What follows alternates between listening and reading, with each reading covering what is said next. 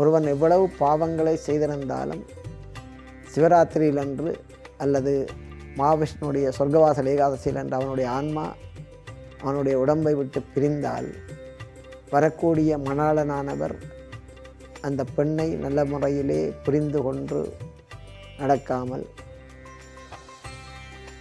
அந்த பெண்ணுக்கு துன்பங்களை கொடுத்து இந்த மகாலட்சுமிக்கும் குபேரனுக்கும்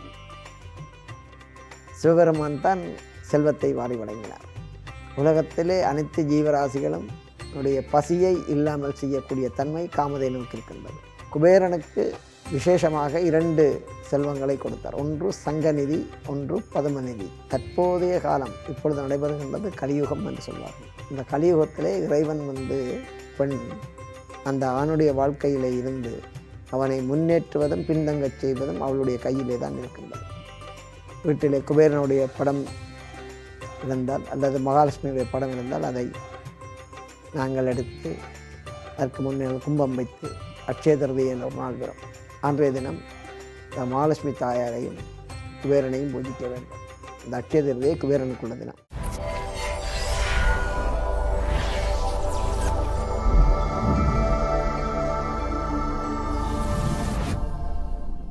ஓம் ஸ்ரீ குருப்யோ நமः. குரவே சர்வலோகானாம் விஷயே பவரோகிணாம் நிதையே சர்வ வித்யானாம் ஸ்ரீ தட்சிணாமூர்த்தியே நமः. அஜ்ஞானந்திமிராந்தஸ்ய ஞானாந்தனஸ்ய சலாகயான் சக்ஷுரன் மீலினம் சைவ தஸ்மை ஸ்ரீ குரவே நமः. எல்லாம் வல்ல எனது வித்யாகுரு, உபநயனகுரு, தீட்சாகுரு ஆகியோருடைய பாதாரவிந்தங்களை முதற்கண் பணிந்து எனது இஷ்ட தெய்வம், குலதெய்வம், பரம்பரை தெய்வமாக இருக்கின்ற நல்லூர் முருகப்பெருமானுடைய பாதாரவிந்தங்களை பணிந்து பிரார்த்தித்து இந்த பிறந்திருக்கிற புத்தாண்டிலே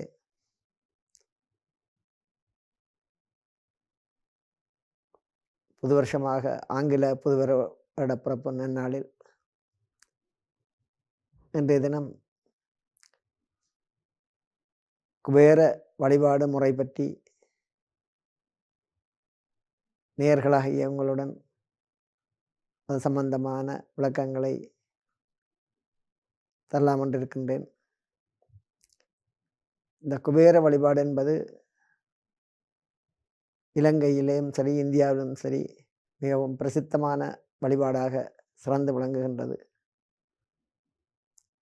குபேரன் என்பவர் அழகாபுரி பட்டணம் என்கின்ற ஊரிலே ராவணனுக்கு உடைய தம்பியாக ராவணனுடைய தம்பிதான் இந்த குபேரன். அவர்களெல்லாம் அழகாபுரி பட்டணத்தை சேர்ந்தவர்கள். இந்தியாவிலே மதுரைக்கு சமீபமாக உள்ளது அழகாபுரி பட்டணம்.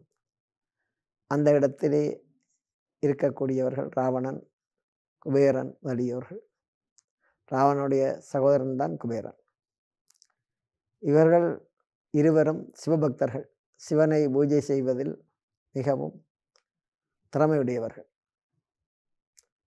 தங்களுடைய பராக்கிரமங்களினாலும் தன்னம்பிக்கையுடனாலும் மனத்துணிவுடனும் எந்த விதமான மனதிலே சஞ்சலமற்ற நிலையுடன் இறைவனை ஒரு நிலையாக மனதை ஒருநிலைப்படுத்தி பூஜிக்கக்கூடிய தன்மையுடையவர்கள் ராவணன், குபேரன் முதலியோர். இப்படிப்பட்டவர்கள் இறைவனை மனதாலே வேறு எந்த விதமான சிந்தனையுமின்றி மனதை ஒருநிலைப்படுத்தி இறைவனை பூஜிக்கின்ற பொழுது இறைவன் அவர்களுக்கு கேட்ட வரங்களை எல்லாம் மனமிறங்கி கொடுப்பார். இது புராண வரலாறுகளிலே 63 நாயன்மார்களுடைய வரலாற்றிலே, ஞானிகள் சித்தர்களுடைய வரலாற்றிலே எல்லாம் பொதுவாக கூறப்படுகின்ற ஒரு விஷயம். இறைவனை வணங்குகின்ற பொழுது மனதை ஒருநிலைப்படுத்தி வேறு எதுவித சிந்தனையும் இல்லாமல் இறைவனை நாங்கள் வணங்க வேண்டும் என்பதற்கு எடுத்துக்காட்டானவர்கள் ராவணன் முதலியோர். அப்படியான குலத்திலே அழகாபுரியிலே பட்டணத்திலே பிறந்து யட்சர் அழகாவரி பட்டணத்திலே யட்சர் என்கின்ற ஒரு இனம் இருக்கின்றது. யட்ச குலம் என்கின்ற ஒரு குலம் இருக்கின்றது. அது அசுர குலம். அந்த இனத்தவருக்கு பேர் யட்சர்கள் என்று சொல்வார்கள். அந்த யட்ச இனத்திலே தோன்றியவர் தான் ராவணன், குபேரன் எல்லோரும். ராவணன் சிவனை பலகாலம் தவம் செய்து தவ வலிமையினாலே இறைவனுடைய திருவருளுக்கு உட்பட்டு ராவணனுக்கு ஈஸ்வர பட்டம், இந்து மதத்திலே முழுமுதற் கடவுளாக விளங்கக்கூடிய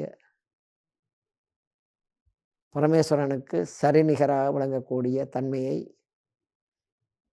இந்த சனீஸ்வர பகவான், அவரும் ராவணனுடைய தம்பிதான். சனீஸ்வரன், ராவணேஸ்வரன், பரமேஸ்வரன், சர்வேஸ்வரன், ராவணேஸ்வரன் இப்படியாக ஈஸ்வர பட்டத்தை உடையவர்கள். சிவபெருமானுக்கு சரிநிகராக ஈஸ்வர பட்டத்தை உடையவர்கள் 2 பேர். ஒன்று சனீஸ்வர பகவான், அடுத்தது ராவணேஸ்வரன். அவர்களுக்கு இறைவனுடைய திருவருளினாலே, அவருடைய தவ வலிமையினாலே இந்த ஈஸ்வர பட்டத்தை அவர்கள் பெற்றார்கள். ஆனால் இந்த குபேரன் இந்த ஈஸ்வர பட்டத்தை விரும்பவில்லை. அவருடைய சிந்தனை வேறு விதமாக அமைந்தது. அவர் இறைவனிடத்திலே கேட்டார், இந்த உலகம் பஞ்சமில்லாமல் மக்கள் எல்லாம் சந்தோஷமாக இருப்பதற்கு என்ன வழி? அதற்கு முக்கியமாக செல்வம் வேண்டும். எல்லோரிடத்திலும் செல்வம் வேண்டும். செல்வம் இருந்தால் எல்லோரும் சந்தோஷமாக வாழக்கூடிய சூழ்நிலை உலகத்தில் ஏற்படும்.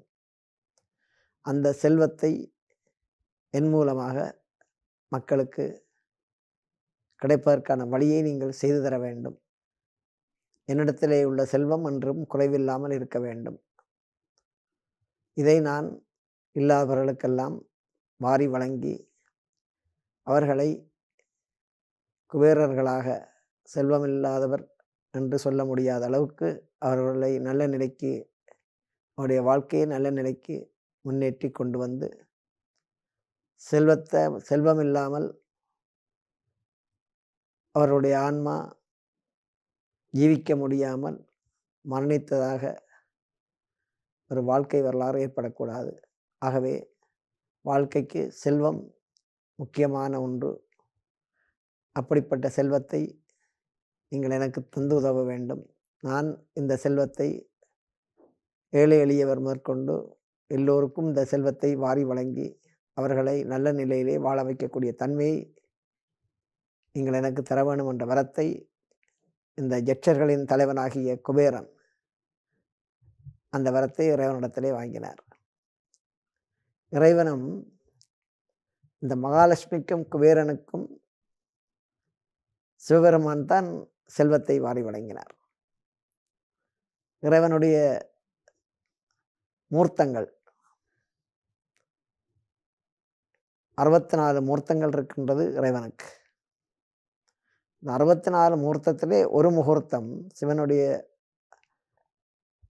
மூர்த்தம் என்பது அவருடைய அவதாரங்கள், வடிவங்கள், ஒரு விதமான வடிவங்கள்.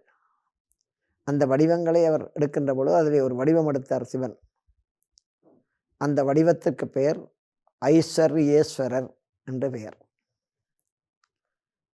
64 வடிவங்களில் சிவனுக்கு ஒரு வடிவமான அந்த மூர்த்திக்கு பெயர் ஐஸ்வர்யேஸ்வரர். ஐஸ்வர்யங்களுக்கெல்லாம் தலைவனாக இருக்கக்கூடியவர் என்று அதுக்கு அந்த பொருளுக்கு அர்த்தம். அப்படிப்பட்ட அந்த ஐஸ்வர்யேஸ்வர பெருமான் ஆகிய முழுமுதற் கடவுளாகிய சிவபிரான் மகாலட்சுமிக்கும் குபேரனுக்கும் சகல செல்வங்களையும் வாரி வழங்கினார். என்றைக்கும் குறைவில்லாத செல்வங்களை எல்லாம் வாரி வழங்கினார்.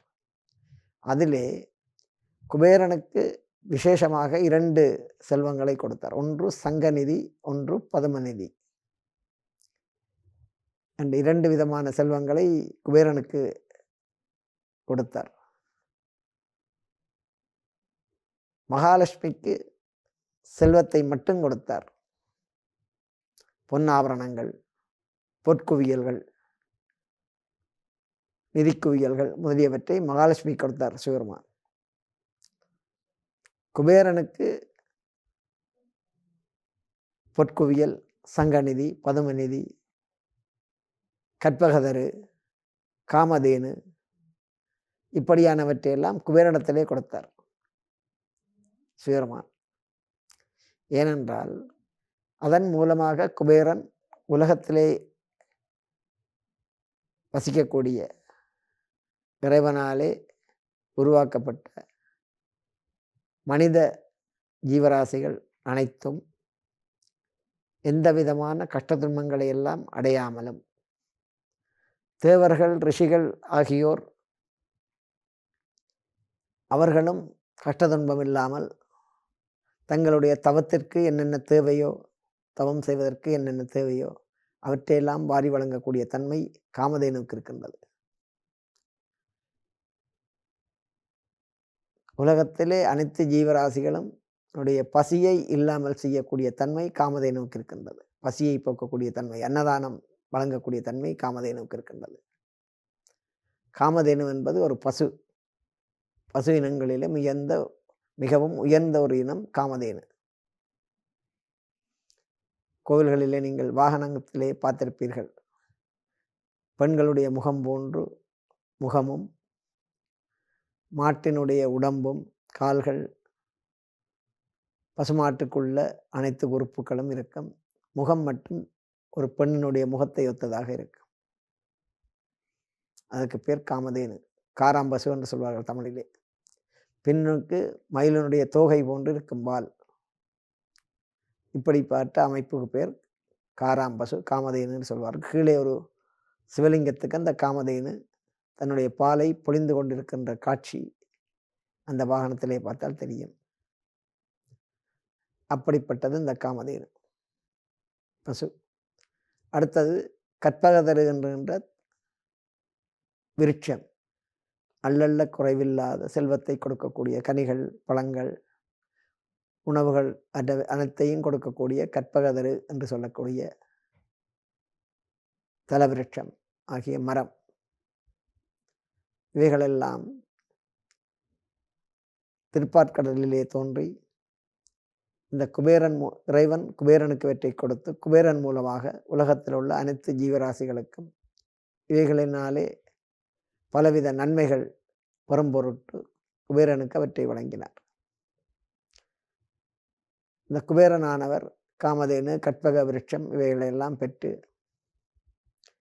உலகத்தில் உள்ள அனைத்து ஜீவராசிகளுக்கும் என்னென்ன தேவைகள் ஏற்படுகின்றதோ அந்த தேவைகளை எல்லாம் இவற்றின் மூலமாக சிறந்த முறையிலே அவர்கள் சுகபோக வாழ்க்கை நடாத்துவதற்காக, பசி பட்டினி பஞ்சமில்லாத நிலை உலகத்திலே இருப்பதற்காக இந்த குபேரனானவர் கற்பகதரு, காமதேனு வெற்றின் மூலமாகவும் தன்னுடைய சங்கநிதி, பதுமநிதி மூலமாகவும் கஷ்ட துன்பங்களை இல்லாமல் செய்து ஒவ்வொருவருடைய மனிதர்களாக பிறந்த ஒவ்வொருவருடைய வாழ்க்கையிலும் தன்னால் இயன்றளவு அவர்களை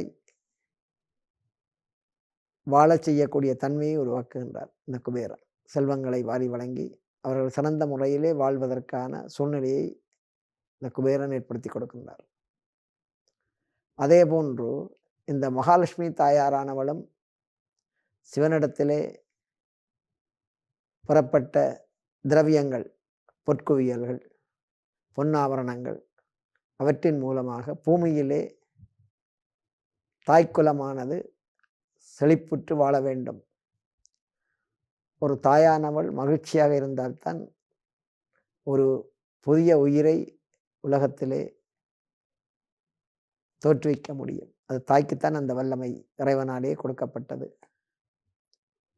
10 மாதம் தனது வயிற்றிலே குழந்தையை சுமந்து, கருவிலே சுமந்து அந்த குழந்தையை எவ்வளோ வலிகளுக்கு மத்தியிலே பெற்றெடுத்து அதை சீராட்டி பேணி பாதுகாத்து அந்த குழந்தையை நல்ல முறையிலே வளர்த்தெடுத்து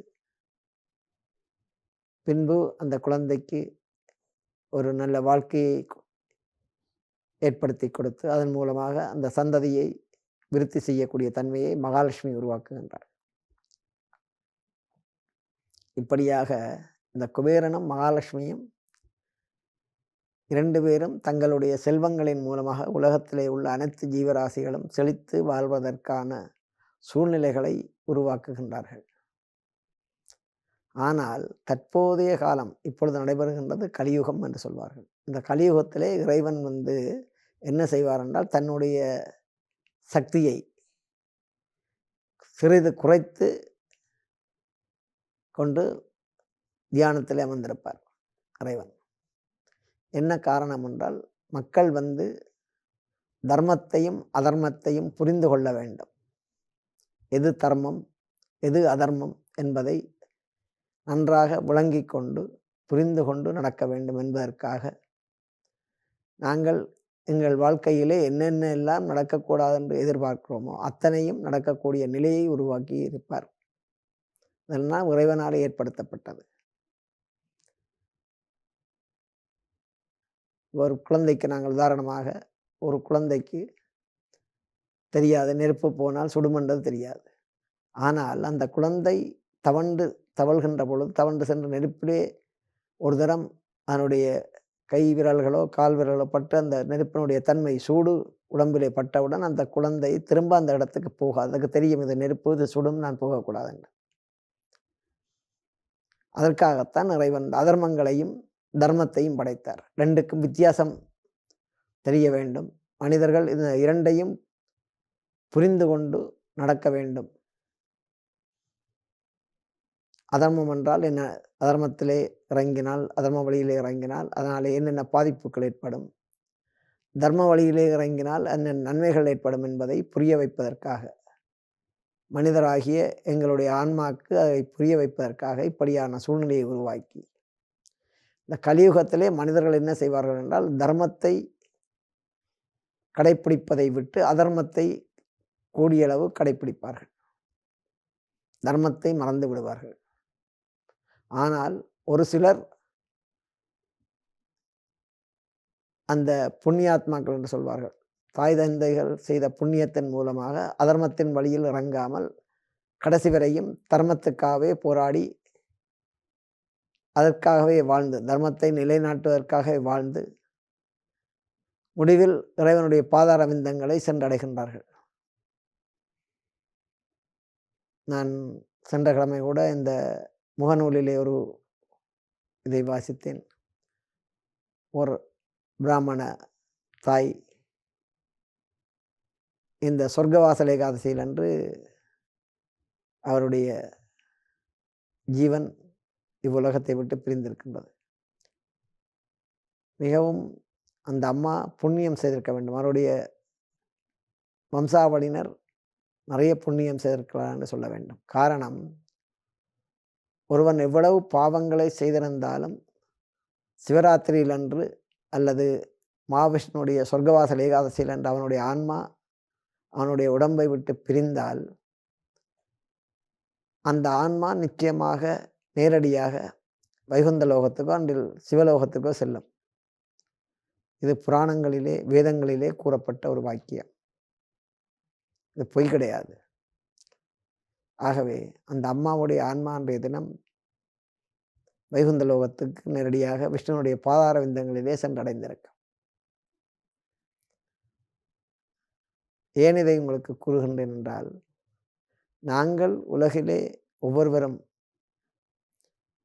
மனித பிறப்படுத்த ஒவ்வொருவரும் எங்களால் முடிந்தளவு அடுத்தவர்களுக்கு நாங்கள் உதவி செய்யாவிட்டாலும் பரவாயில்லை, உபத்திரவமாக இருக்கக்கூடாது என்று சொல்வார்கள். எங்களாலே முடிந்த அளவுக்கு அடுத்தவருக்கு துன்பம் விளைவிக்காமல் நாங்கள் இருக்க வேண்டும். யாருக்காக எந்த உயிருக்கும் நாங்கள் துன்பம் விளைவிக்காமல் இருப்பது மிகவும் சாலச் சிறந்தது. நாங்கள் அவர்களுக்கு உதவி செய்யாவிட்டாலும் எங்களாலே அவர்களுக்கு எந்த விதமான துன்பமும் ஏற்படக்கூடாது. எந்த உயிர்கள், எறும்பாயினும் சரி, மனிதர்களாக இருந்தாலும் சரி, மிருகங்களாக இருந்தாலும் சரி, பறவைகளாக இருந்தாலும் சரி, எதற்கும் எங்களாலே எந்த துன்பமும் ஏற்படக்கூடாது. அதுதான் முதல் முக்கியம். அதை நாங்கள் கடைப்பிடிப்பது மிகவும் குறைவு.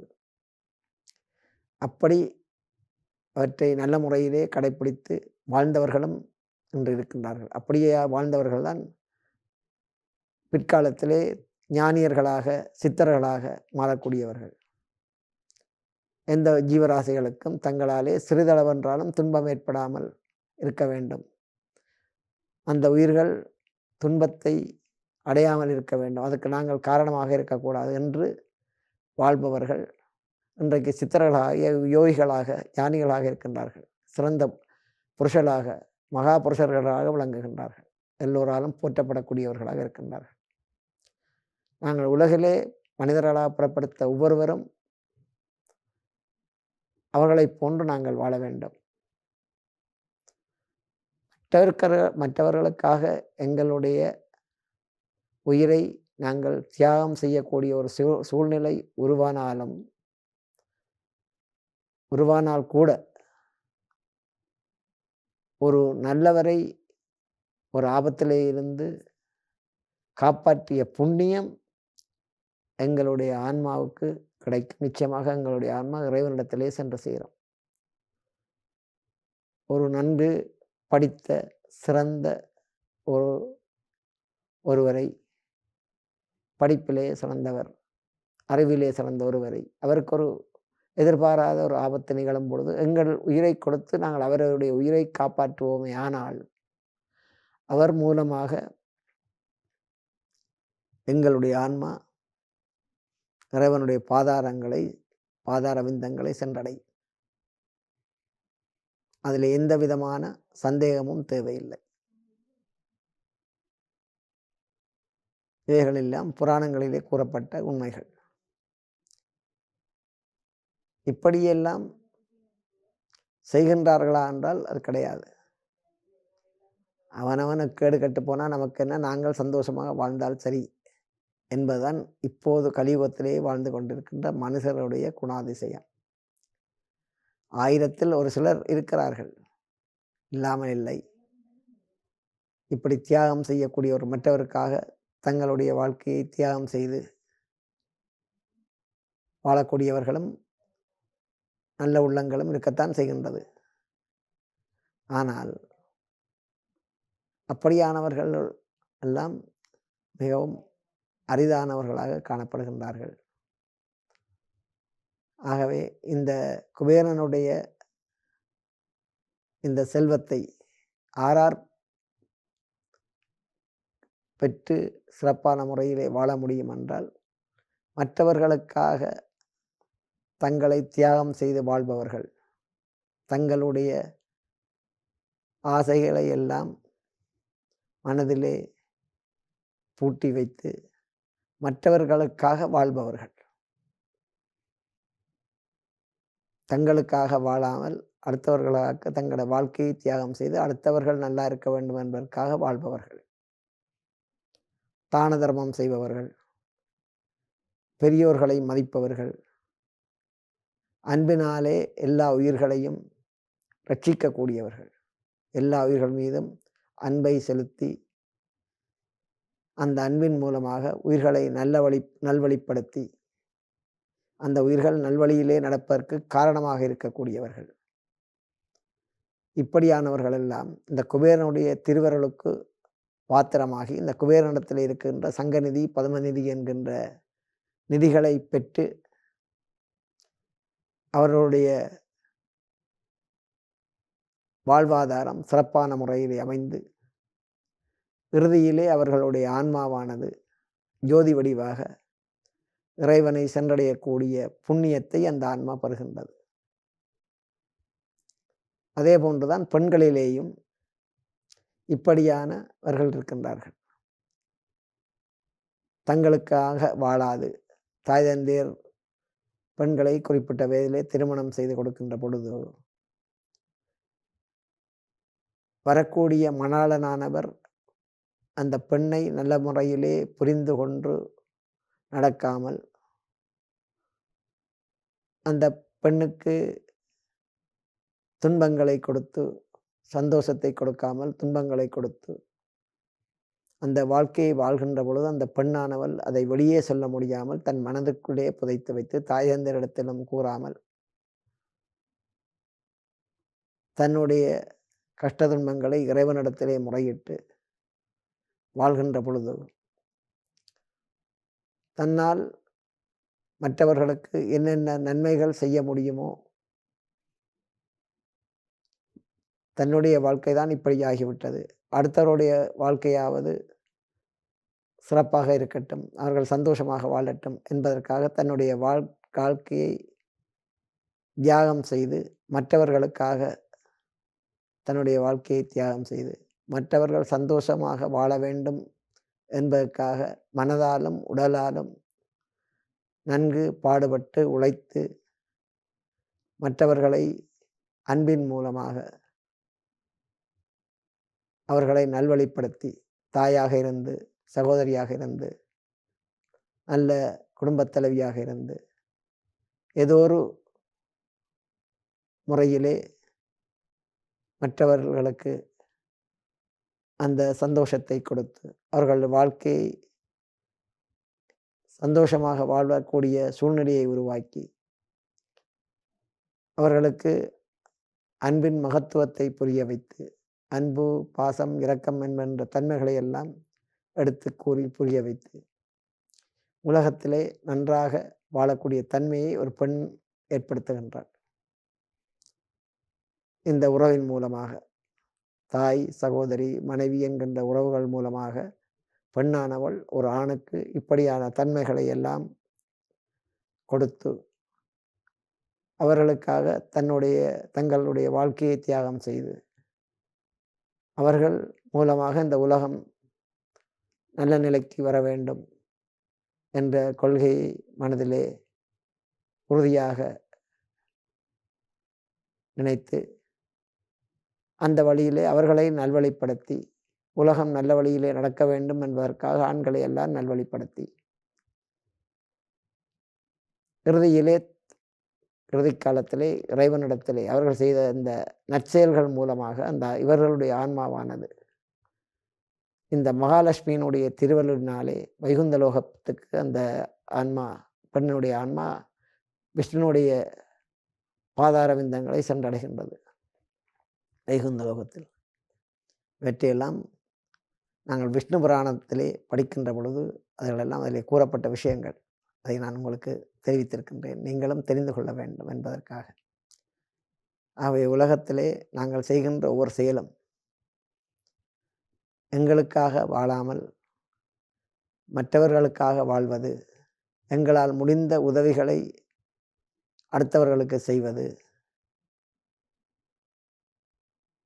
உதவி செய்வதென்பது 2 விதம் இருக்கு. ஒன்று அவர்கள் கேட்டு நாம் செய்வது, கேளாமல் செய்வது. இப்படி 2 தன்மைகள் இருக்கின்றது. அதிலே கேட்டு செய்கின்ற உதவியானது எங்களுக்கு அரைப்பங்கு தான் அந்த பலன் கிடைக்கும். கேளாமல் ஆபத்திலே செய்யக்கூடிய உதவி, எதிர்பாரானத்திலே நாங்கள் மற்றவர்களுக்கு அவர்களுடைய நிலைமையை புரிந்து கொண்டு நாங்கள் செய்வது, இது 100 மடங்கு பலனை தரக்கூடியது. இப்படியாக 2 விதமாக இருக்கின்றது. அந்த உதவி என்பது தர்மம், தானம் இவற்றுக்குள்ளே அது அடங்கும். ஒருவன் பசியிலே இருக்கின்றான் என்றால் நாங்கள் அவனை பார்க்கும்போது எங்களுக்கு தெரியும், இவன் சாப்பிட்டானா சாப்பிடலையானா அவனுடைய முகத்தை பார்க்கின்ற பொழுது எங்களுக்கு தெரியும். அந்த நேரத்திலே நாங்கள் அவர்கள் கேளாமலே நாங்கள் அவர்களுக்கு உணவளித்து அவர்களை மகிழ்விக்கின்ற பொழுது அவர்கள் முகத்திலே ஒரு புத்துணர்ச்சி ஏற்பட்டு சந்தோஷம், மகிழ்ச்சி ஏற்படும். அவர்களை சாப்பிட வைத்து நாங்கள் பார்க்கின்ற பொழுது அந்த முகத்திலே அவருடைய முகத்திலே ஒரு புத்துணர்ச்சியும் ஒரு சந்தோஷமும் ஏற்படும். சாப்பிட்ட பின்னாடி இப்படியான தான் எதிர்பாராமல் செய்யப்படுகின்ற உதவி. சில பேர் வாயால் கேட்பார்கள், பசிக்கிறது ஐயா எங்களுக்கு தானம் செய்யுங்கள் என்று சொல்லி வாயால் கேட்பார்கள். கேட்டும் கொடுக்காமல் இருப்பவர்கள், அவர்கள் கேட்டும் அவர்களுக்கு அந்த உதவியை செய்யாமல் இருப்பவர்கள் நரகலோகத்திலே சென்று அங்கே யமதர்மராஜனுடைய ஏவலாட்களினாலே பலவித துன்பங்களை எல்லாம் அனுபவிக்கக்கூடிய சூழ்நிலை ஏற்படுகின்றது.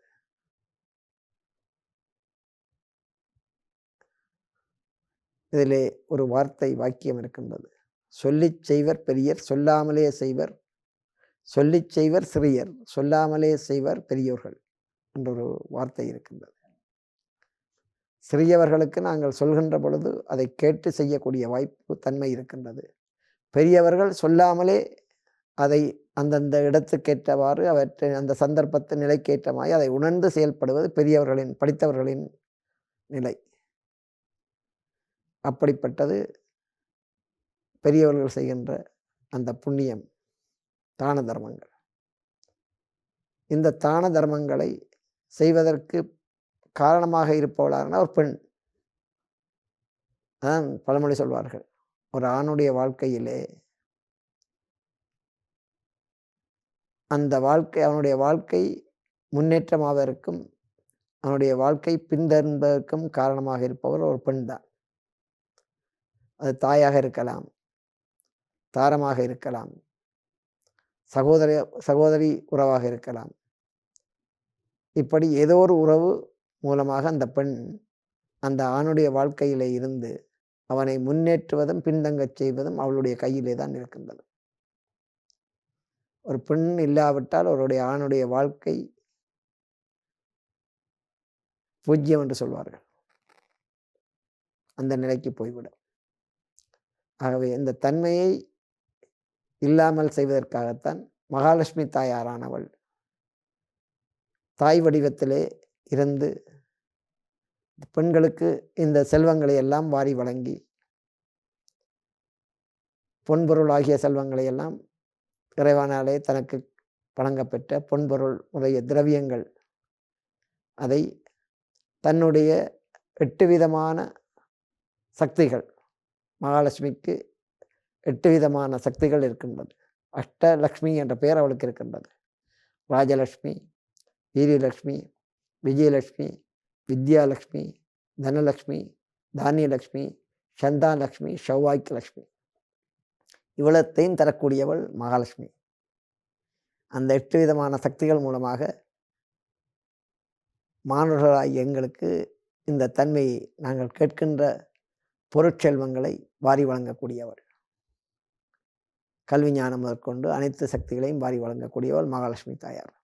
அவை அப்படிப்பட்ட அந்த மகாலட்சுமி தாயாருடைய செல்வங்களை ஒரு பெண் மூலமாக ஆண்களுக்கு அவற்றை வழங்கச் செய்து அந்த ஆணுடைய வாழ்க்கையிலே முன்னேற்றத்தை ஏற்படுத்தி அதன் மூலமாக உலகத்திலே நல்ல நிலையை உருவாக்கி உலகம் நல்ல நிலையிலே சிறந்து விளங்குவதற்கு காரணமாக அந்த ஆணுக்கு சகல விதத்திலையும் துணையாக இருந்து